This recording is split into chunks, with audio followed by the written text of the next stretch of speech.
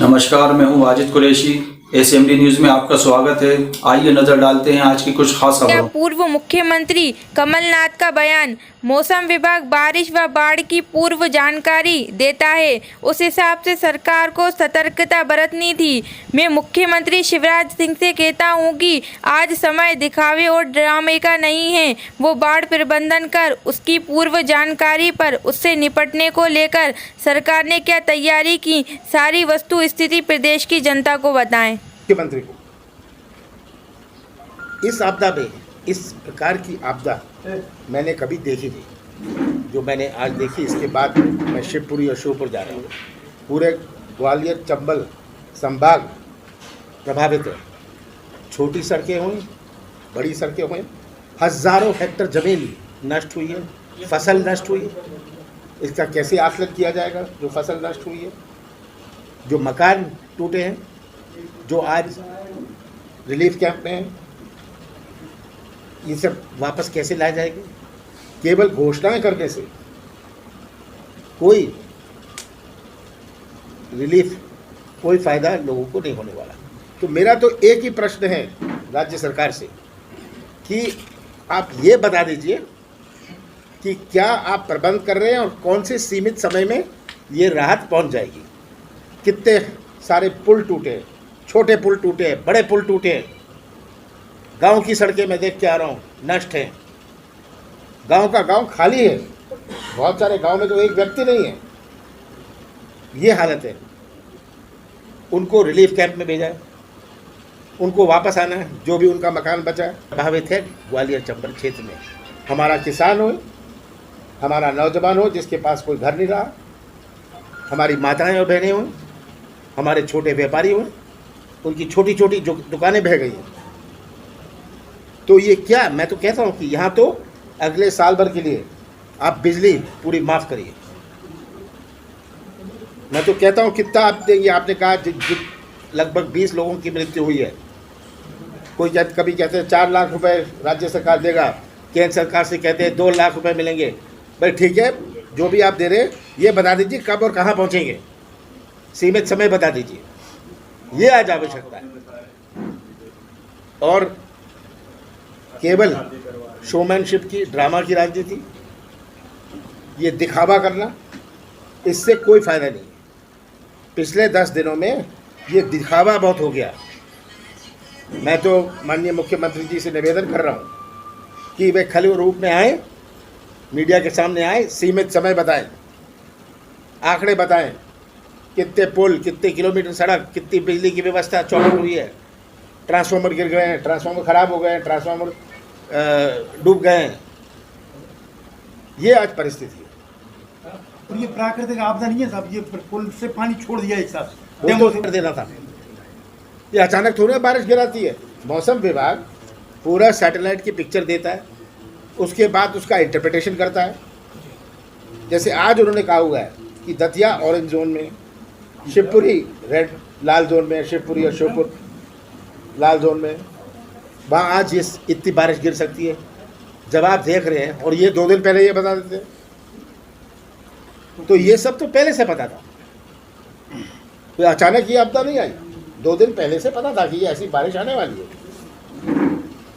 Sir, सरकार का लेकिन दावा है कि उनकी सतर्क कि कोरोना के टाइम में भी कांग्रेस ने कुछ नहीं किया, आपदा में भी हम पे आरोप लगाया जा रहा है। सत्ता पक्ष का कहना है। देखिए, कोरोना के टाइम में पूरी मध्य प्रदेश की जनता कब है, ये तो इन्होंने लोकसभा में कहा, स्टेटमेंट दिया कि ऑक्सीजन के कारण कोई मृत्यु नहीं हुई। अब झूठ बोलने का तो कोई अंत नहीं। जो सरकार झूठ पर टिकी हुई है, हर चीज़ में झूठ। कोरोना में कितनी ऑक्सीजन थी, कितना इंजेक्शन थे, मैंने ग्वालियर में इंजेक्शन, मैंने ग्वालियर में यहाँ भी आए। और बड़े शर्म की बात है कि सब देशों ने अभी 3 दिन तक इंडिया को बैन किया था कि आप आ नहीं सकते, हमारे देश में आप आ नहीं सकते। इंडिया को केवल बैन किया कि अंतर्राष्ट्रीय मीडिया ने, आप वॉशिंगटन पोस्ट देखिए, न्यूयॉर्क टाइम्स देखिए, क्या क्या उन्होंने लिखा है, क्या क्या सच्चाई लिखी है, कितनी मृत्यु हुई। सही आंकड़े मृत्यु के कोविड में तो शमशान घाट और कब्रिस्तान से मिलेंगे। और जो लाश ले जा रहा है शमशान घाट, वो कहेगा इसका कोविड सर्टिफिकेट नहीं है, वो कोविड सर्टिफिकेट लेने जाएगा या शमशान घाट जाएगा? इसका कोविड सर्टिफिकेट तो इसे हम नहीं मानते। मैं तो कहता हूँ 80%, ये तो सब अखबारों में निकला है, 80% लाशें जो कब्रिस्तान में गई और शमशान घाट में गई, 80% कोविड के कारण उनकी मृत्यु हुई। लाखों में इनकी संख्या है। भाजपा का भी आरोप है, पूरे प्रदेश में बटा और जो भाजपा का भी आरोप है कि कांग्रेस अपना घर तो संभाल नहीं पाती, दूसरे की। हमारे घर की चिंता ना करें।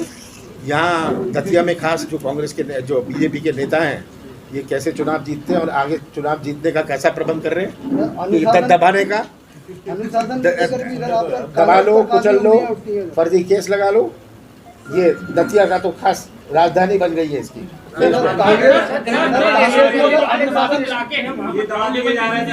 लोगों के पास ना तो खाने के लिए है, ना पहनने के लिए कुछ भी नहीं है। वो कह रहे हैं कि सरकार की तरफ से अभी तक कोई इमदाद नहीं मिली है, ना खाने को मिल रहा है, ना कुछ मिल रहा है। देखिए, अंत में जनता गवाह है।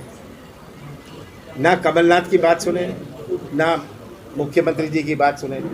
मैं तो कह रहा हूँ जनता से पूछ लें, और मैं मीडिया से भी आग्रह करता हूँ कि आप जनता से पूछ लीजिए, जो प्रभावित हैं पूछ लीजिए उनसे। नरोत्तम जी लिफ्ट हो रहे हैं हेलीकॉप्टर से, क्या देखिए, ये ड्रामा की राजनीति, कलाकारी की राजनीति। हाँ, आ रहे हैं, आज अन्न उत्सव मन रहा है, प्रधानमंत्री जी अंदर फ्री राशन वितरण कर रहे हैं, परिवार को दिया जा रहा है। आदिवासी दिवस नहीं मना रहे। मैंने आदिवासी दिवस की छुट्टी डिक्लेयर करी थी, पैसा दिया था कि वहाँ आप फंक्शन करिए, कोई ना कोई कार्यक्रम करिए हर ज़िले में। आज हमारा प्रदेश आदिवासी बहुल प्रदेश है, और ये कर रहे हैं अन्य महोत्सव 2 दिन पहले। कौन सा अन्य? ये हालत है, ये उत्सव बना रहे हैं। ये क्या उत्सव बनाने का समय है? सर, भाजपा कांग्रेस पर परिवारवाद का आरोप लगा रही है और कह रहे हैं अगले नेता नकुलनाथ जी और जयवर्धन जी होंगे। देखिए, परिवारवाद का ये आरोप लगाएं। नकुलनाथ जी ऐसी कोई मध्य प्रदेश की राजनीति में दखल नहीं देते, ये भी आप जानते हैं। हाँ, वो छिंदवाड़ा तक सीमित हैं।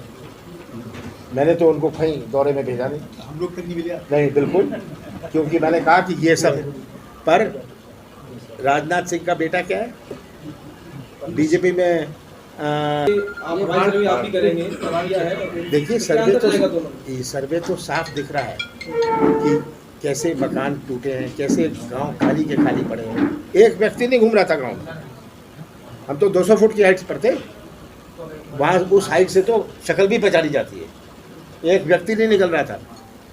ये हालात है। पुल टूटे हैं, फसल चौपट है, जमीन नष्ट है। तो ये तो बहुत बड़ा आपदा पूरे प्रदेश के लिए है। चलिए, बहुत बहुत धन्यवाद आपका। अगर आपको हमारा चैनल पसंद आया हो तो हमारे चैनल को लाइक करें, शेयर करें और सब्सक्राइब करें।